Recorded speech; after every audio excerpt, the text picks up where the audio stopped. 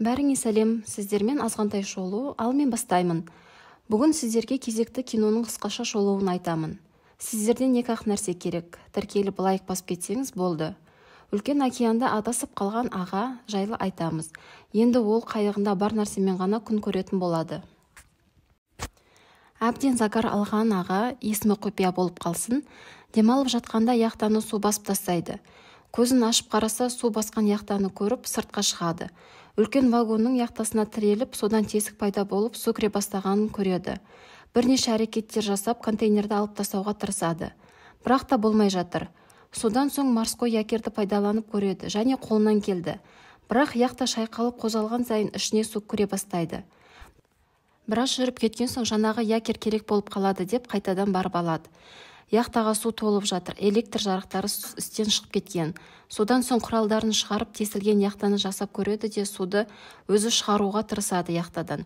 Ал түн батты. Аға өзіне ыңғайлы етіп төсек салып жатады. 2 күн дегенде суды толығымен яхтадан шығарып тастайды. Рациясын шығарып көмекке шақырмақшы болды, бірақ рациянтта су басып қалған екен. Сөйтіп күннің астына қойып қояды, істеп қалатын шығар деп. Картаны ашып қарайды, өзінің қай жерде екенін білу үшін. Ол жұлдыздарға қарап жолды көрсететін карта екен. Оны түсіну үшін де инструкциясын оқиды. Рацияның қосылған даусын естиді, сөйтіп көмекке шақырғандай болады. Бірақ ұзаққа бармады, рация бұзылып қалды. Көмек шақырғанын өзі тойлап, шарап ішіп, әбден тамақтанып алып ұйқыға кетеді.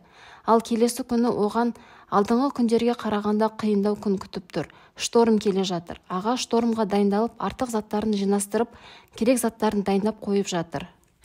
Сөйтіп, якорын борттан шығарып жатқанда үлкен толқын соғып, өзі де суға кетеді. Амалдап қайтадан яхтаға шығады. Әбден шаршаған аға бортқа кіріп, төбесін жауып тастайды. Бірақ та қатты толқыннан яхта аударылып кетеді. Біраздан соң орнына келген сияқты болып, сол кезде сыртқа шығып, жіп байлап үлгереді. Солай қайттан ішке кіріп бар жатқан кезде басын соғып талып қалады. Есін жиғанда су толығымен яхтаны басып бара жатыр. Якерге отырып алады. Таңертең қараса яхта суға батып жатыр екен. Жақындап керек заттарын алуға барады. Солай яхта толығымен суға батып кетеді. Аға амалсыз қоштасады яхтасымен. Енді өзінің қалай судан шығатынын картадан қарап түнді күтеді. Бірақ тағы да шторм басталады. Якерді төңкеріп тастайды. Аға қайтадан орнына аударуға тырысады. Ал таң атты. Картасына қарап қояды. Су ішкісі келіп су ішеді. Судың тұзды екені жынына тиіп жындана бастайды. Тамақсыз, сусыз қалған аға балық аулауға кіріседі. Жан-жағына қарағанда корабльді көріп қалады. Көмекке шақыратын отты жағады, бірақ та ешкім байқамайды. Әбден көңілі қалған аға крючокқа бір нәрсе ілінгендей болғанын көреді. Тарта бастағанда акула екен, және біреу емес бірнешеу. Түн батты, қасына корабль өтіп бара жатыр. Аға сигнал беретін ракетасын қолданады, тағы да ешкім байқамайды. Солай таң атты. Енді тірі қаламын деген ойдан үміті жоқ аға хат жазады да суға лақтырады. Тағы бірнеше күн суда қалған аға алыс жақтан бір яхтаны көреді. Ешқандай амалы болмаған соң қағаздарды жағып көмекке шақырады.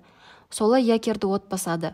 Аға суға секіріп кетеді. Өмірімен үміт үзген аға су түбіне өзі кете берген соң су бетіне фонардің жарығын көріп қалады. Ең соңғы күшімен су бетіне шыға бастайды. Солайша ағаны құтқарып қалады. Осымен азғантай шолу соңына жетті. Кино ұнаса лайк, комментарияларыңызды жазып, міндетті түрде тіркеліп кетіңіз. Рахмет.